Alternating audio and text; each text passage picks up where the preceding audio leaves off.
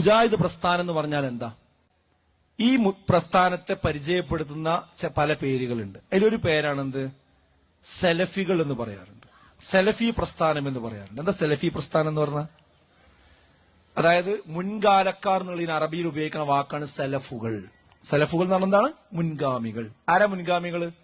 നമ്മളൊരു 10 കൊല്ലം മുമ്പ് ജീവിച്ചവരാ? 100 കൊല്ലം മുമ്പ് ജീവിച്ചവരാ? 200 കൊല്ലം മുമ്പ് ജീവിച്ചവരാ? അല്ലേ, ആ പ്രവാചകന്റെ കാലത്ത് ജീവിച്ച ആൾക്കാർ. മനസ്സിലായോ? അതിനാണ് സ്വഹാബത്ത് എന്ന് പറയാം. ഖൈറുന്നാസി ഖർനി ഹുമ്മല്ലദീന യലൂനഹും ഹുമ്മല്ലദീന യലൂനഹും. ഏറ്റവും ഉത്തമമായ തലമുറ എന്റെ തലമുറയാണ്, പിന്നീട് അതിനുശേഷം വന്നവർ, പിന്നീട് അതിനുശേഷം വന്നവർ.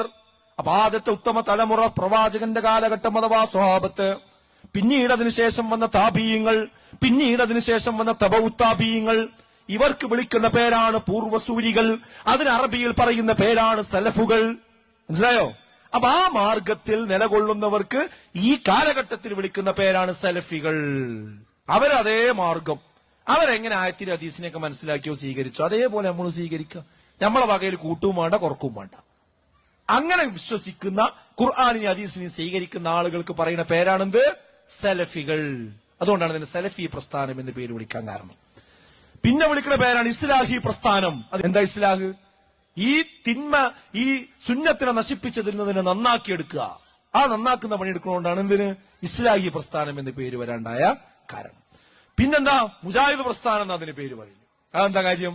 മുജാഹിദ് എന്ന് പറഞ്ഞ ധർമ്മസമരത്തിൽ ഏർപ്പെടുന്നവനാണ്. അഥവാ ഒരു ഹക്ക് മനസ്സിലാക്കിയ, സത്യം മനസ്സിലാക്കിയ പിന്നെ അത് അയാൾക്കെന്താ തോന്നുക, ഇയാൾക്കെന്താ തോന്നുക, ഭാര്യക്കെന്താ തോന്നുക, ഭർത്താവിന് എന്താ തോന്നുക, മഹലിന് എന്താ തോന്നുക എന്നൊന്നും പരിഗണിക്കൂല. അവിടെ ശരിക്കും എന്ത് ചെയ്യും? ആ ഹക്ക് തുറന്നാണ് പറയും.